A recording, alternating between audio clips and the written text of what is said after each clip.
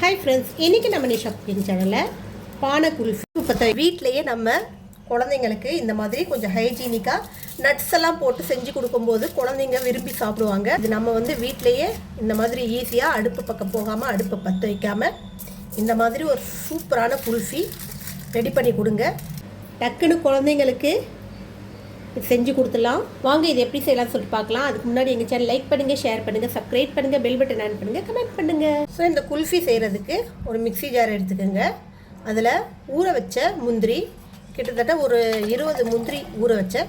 So அந்த முந்திரி அந்த தண்ணியோடு சேர்த்து கொஞ்சம் இதை அரைச்சி எடுத்துக்கலாம். இந்த அளவுக்கு கொஞ்சம் குறைன்னு அரைச்சா போதும், ரொம்ப பேஸ்ட் அரைக்கணும்னு அவசியம் இல்லை.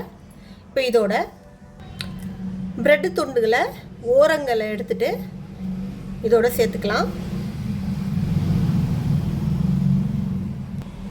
பால் போடு ஒரு 200 கிராம் அளவுக்கு எடுத்துருக்கேன், அதை சேர்த்துக்குங்க. ஸோ நம்ம எந்த அளவுக்கு குல்ஃபி செய்கிறப்போ அந்த அளவு குவான்டிட்டியில் இதை நான் சொல்லிட்டு வரேன். உங்களுக்கு இதை விட அதிகமாக செய்யணுன்னா எல்லாமே டபுள் ஆக்கிக்கலாம், இதோட குறைவாக செய்யணுன்னா எல்லாமே பாதி ஆக்கிக்கலாம். இதோட கொஞ்சோண்டு ஃப்ரெஷ் க்ரீம் சேர்த்துக்கிறேன். இனிப்புக்கு கண்டென்ஸ் மில்க் சேர்த்துக்கிறேன். கண்டென்ஸ் மில்க் உங்களுக்கு விருப்பம் இல்லைன்னா சர்க்கரை சேர்த்துக்கலாம். இது ஒரு 6 டேபிள் ஸ்பூன் அளவுக்கு கண்டென்ஸ் மில்க்கு. இதில் கொஞ்சோண்டு பிஸ்தா சேர்த்துக்கிறேன். பிஸ்தாக்கு பதிலாக பாதாம் கூட சேர்த்துக்கலாம்.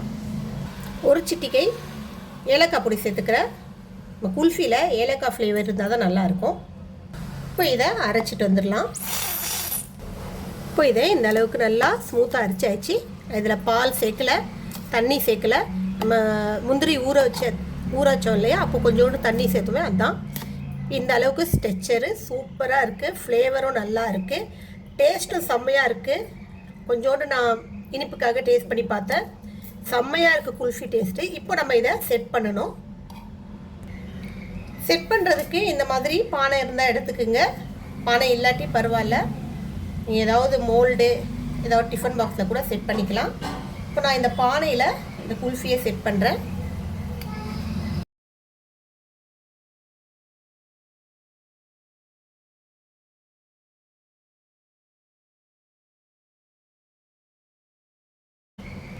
ஸோ நான் இப்போ போட்ட இன்க்ரீடியன்ஸில் 3 பானை அளவுக்கு எனக்கு குல்ஃபி வந்துச்சு. இன்னும் ஒரு 2 ப்ரெட் அதிகமாக போட்டிருந்தேன்னா இந்த பானை ஃபுல்லாக இருக்கும். ஆனால் டேஸ்ட் செம்மையாக இருக்குது. இப்போ இதை நம்ம மேலே கொஞ்சோண்டு பிஸ்தா கட் பண்ணி போட்டு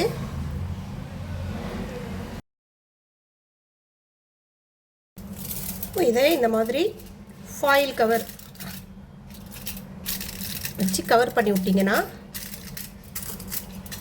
கிட்டத்தட்ட இதை கவர் பண்ணிவிட்டு ஒரு 4 ஹவர் வந்து ஃப்ரீசரில் வச்சுட்டிங்கன்னா செம்மையாக குல்ஃபி செட் ஆகிடும். சூப்பராக டேஸ்ட்டாக ஹைஜீனிக்காக வீட்டிலையே நம்ம குழந்தைங்களுக்கு இந்த மாதிரி கொஞ்சம் ஹைஜீனிக்காக நட்ஸ் எல்லாம் போட்டு செஞ்சு கொடுக்கும்போது குழந்தைங்க விரும்பி சாப்பிடுவாங்க. ஸோ நம்ம வெளியில் வாங்கி கொடுக்குற குல்ஃபி அந்த அளவுக்கு குவாலிட்டியாக இருக்குமா என்னன்னு தெரியாது. பட் இது நம்ம வீட்டிலையே இந்த மாதிரி ஈஸியாக அடுப்பு பக்கம் போகாமல் அடுப்பை பற்ற வைக்காமல் இந்த மாதிரி ஒரு சூப்பரான குல்ஃபி ரெடி பண்ணி கொடுங்க.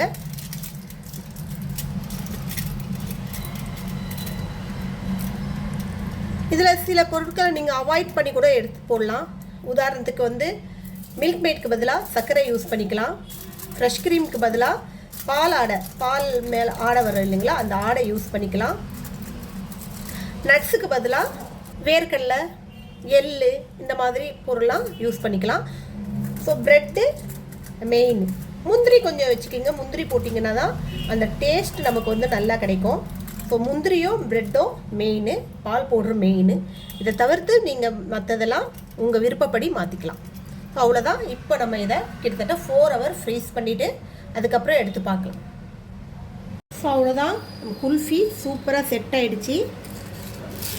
பாருங்கள், நல்லா செட் ஆகிடுச்சு பாருங்கள். இதே போல் நீங்களும் ட்ரை பண்ணி பாருங்கள், நல்லா டேஸ்ட் செம்மையாக இருக்கும். கிட்டத்தட்ட 3 ஹவர் தான் ஃப்ரீசரில் வச்ச, நல்லா செட் ஆகிடுச்சு. எடுக்கும்போதே தெரியுது பாருங்கள், செம்மையாக டேஸ்டியான குல்ஃபி.